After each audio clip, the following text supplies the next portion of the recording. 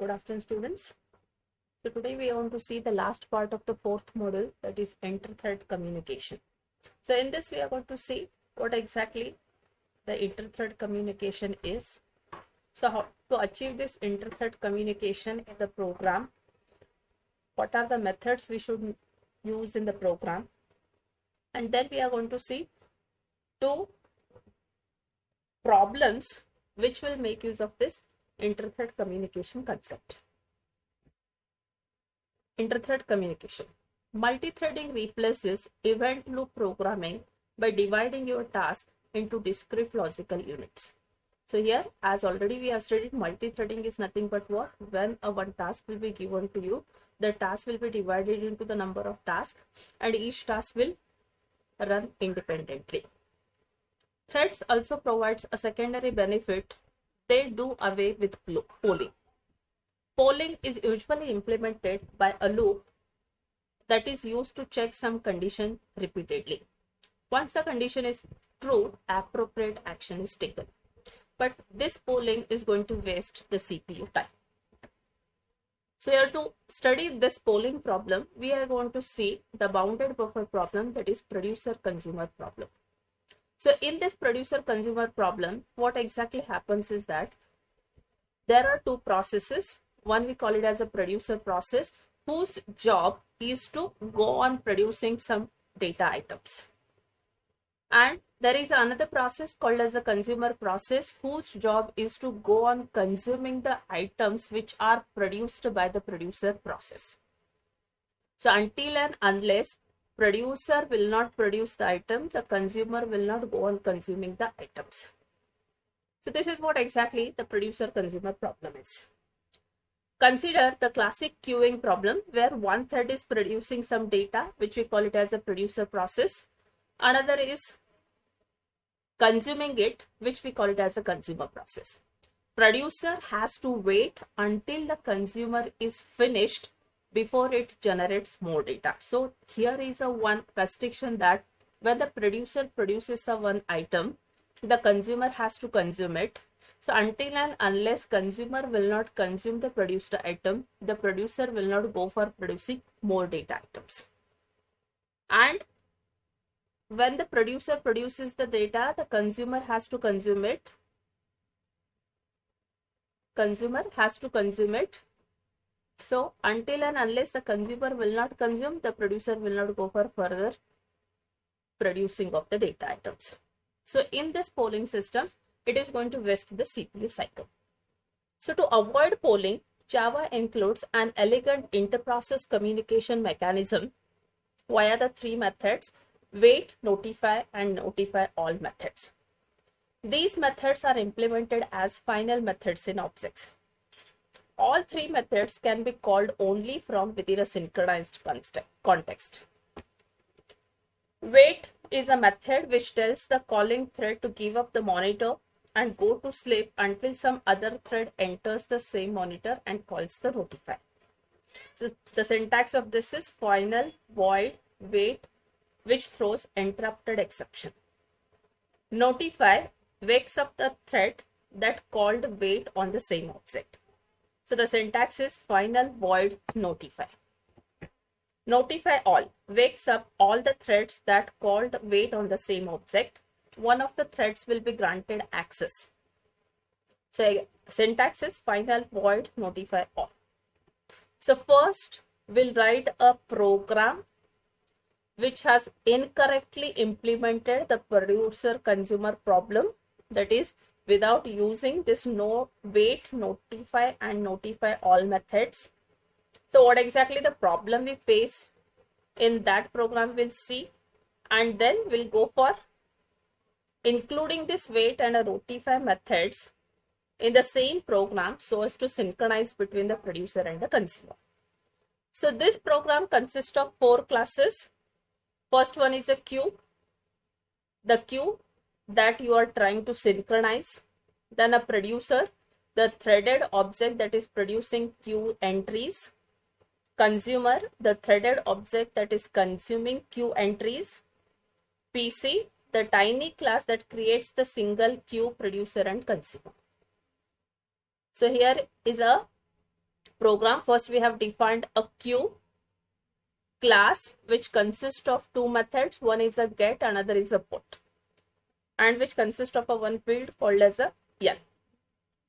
So we have a synchronized get method in which we have displayed the value of a N, and once it has displayed, we have written the value of that. So in the put method, whatever the producer produces the item, that value we are going to store it here in this dot L, and the same value we are going to display it onto the computer screen. So here remember, when the producer is go on producing the item, it is going to call the put item, that is put method, and when the consumer want to consume the item, it is going to call the get method. Okay, next we'll go for defining the producer class which implements a runnable, because this class we are going to define through the creation of a child thread, and the task we have given it to produce the items. So we have written a constructor producer to which we have passed an object of the class queue, then create a thread and call the start method. Once you call the start method, it is going to jump to the run method of the producer class, where you are going to call the put method of the queue class. That is queue.put I plus plus, the initial value of I you have set it to 0. So it is going to call this, and based on that it is going to show you the output. So next we have it's a consumer class, which is again the task of consuming the items, which we are going to do it by creation of a new new thread. So again it implements the runnable interface. Then we have defined a constructor queue. We have assigned the values of the queue to this. Then we are going to call the start method in turn, which is going to call the run method, which is going to call again the get method of a queue class. So after that we have created an object of the queue class, then object of the producer class and object of the consumer class. So it is go on producing the items, then produced item will be go on consuming by the consumer, and once you want to stop the program, you need to press the Ctrl C.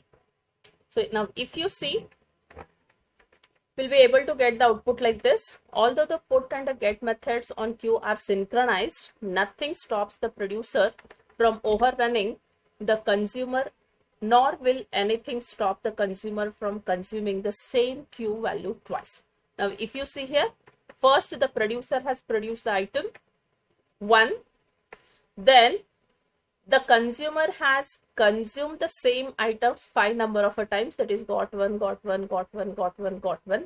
Then after that, from 2 to 7, again the producer has producer has got the control and it has produced the 6 items, and lastly the consumer has consumed the last item.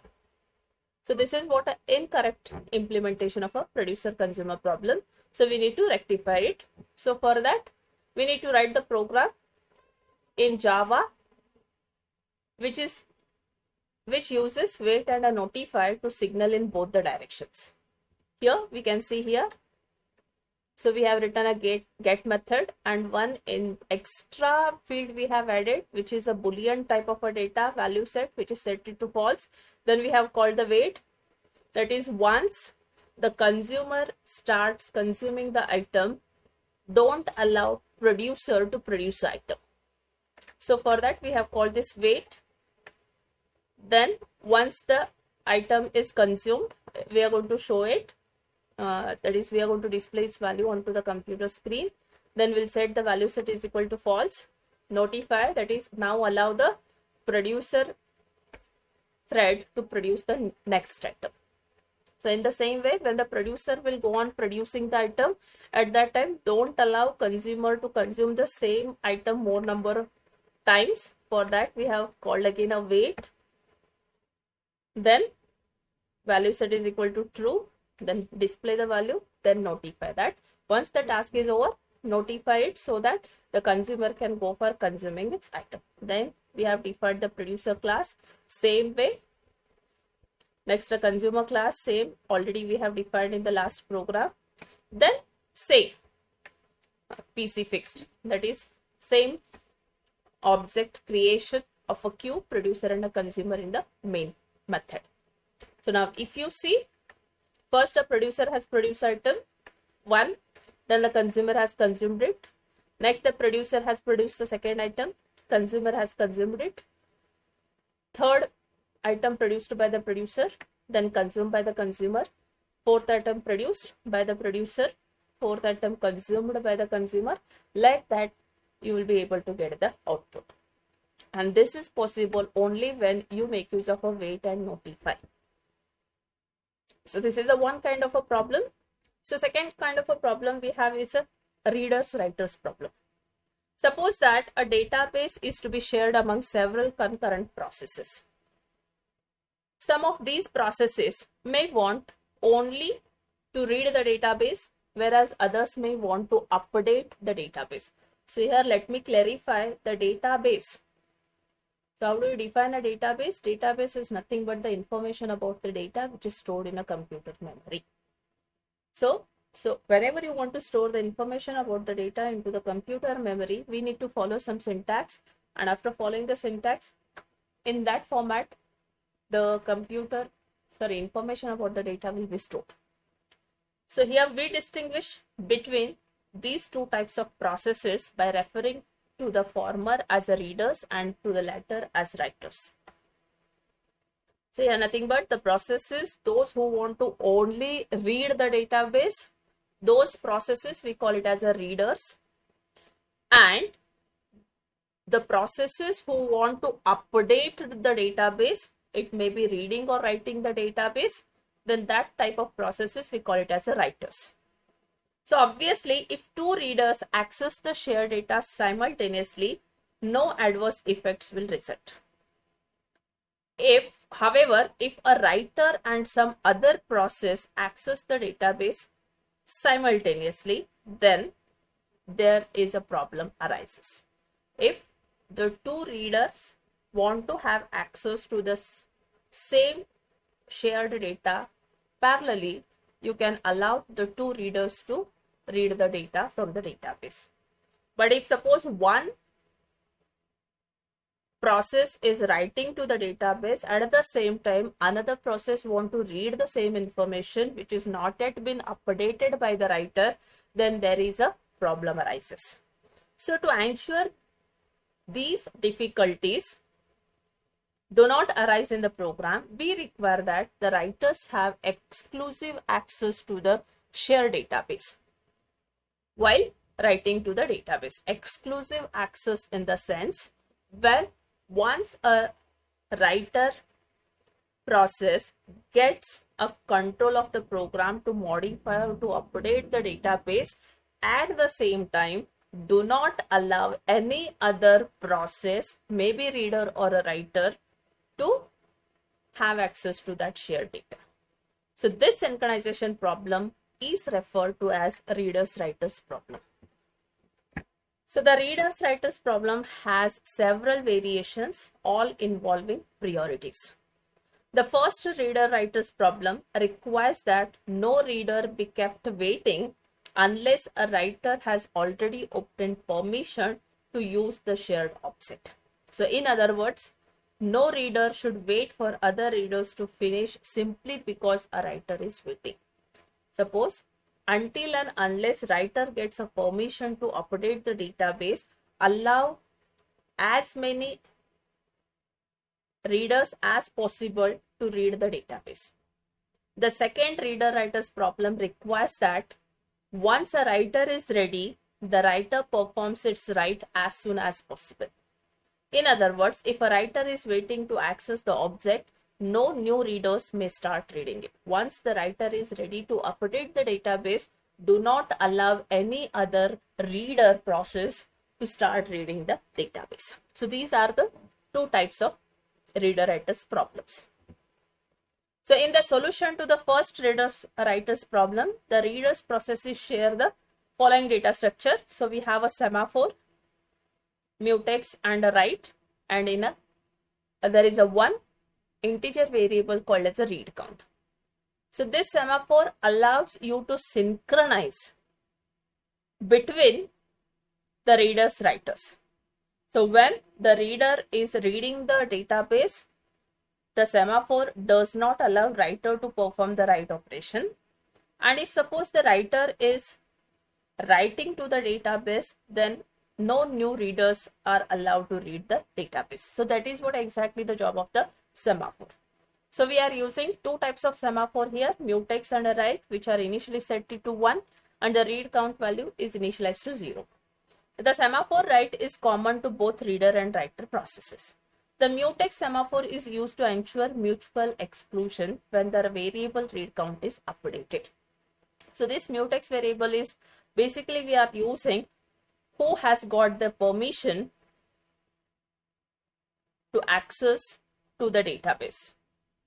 The read count variable keep tracks of how many processes are currently reading the object. So here is a structure of a writer process. So first, wait, that is get first the exclusive access to the database by calling the wait. So once you get the permission to update the database, go on updating the database. Once updation is over, you need to release the mutex clock so that the new reader can go for reading the database by using a signal. So the wait and a signal, these are the two operations which we can perform on a semaphore. On a semaphore where wait is allowed to check whether somebody has already got the permission to read or write the database. If nobody has got, then you will be getting it. And signal is nothing but releasing the lock, in which you are incrementing the value of the semaphore. Then this is the structure of a reader process. So first wait means first check it, who has got the permission. If a reader is there, then go on incrementing the value of a read count. If the value of a read count is equal to 1, then allow the write operation to be performed by the write. Then signal mutex, start reading it, means allow the reader processes to read the database. Then wait mutex, read count will be -1 if the value of a read count equal to 0. Then signal write, signal mutex. So this is what the structure of a reader process. So acquiring reader writer lock requires specifying the mode of lock, either read or write access. When a process wishes only to read shared data, it requests the reader writer lock in read mode. A process wishing to modify the shared data must request the lock in a write mode. Multiple processes are permitted to concurrently acquire a reader writer lock in read mode, but only one process may acquire the lock for writing, as exclusive access is required for the writing. So this is what exactly the reader's writer problem, and I'm giving you as a homework, that is implementation of a reader writer's problem by using Java programming language.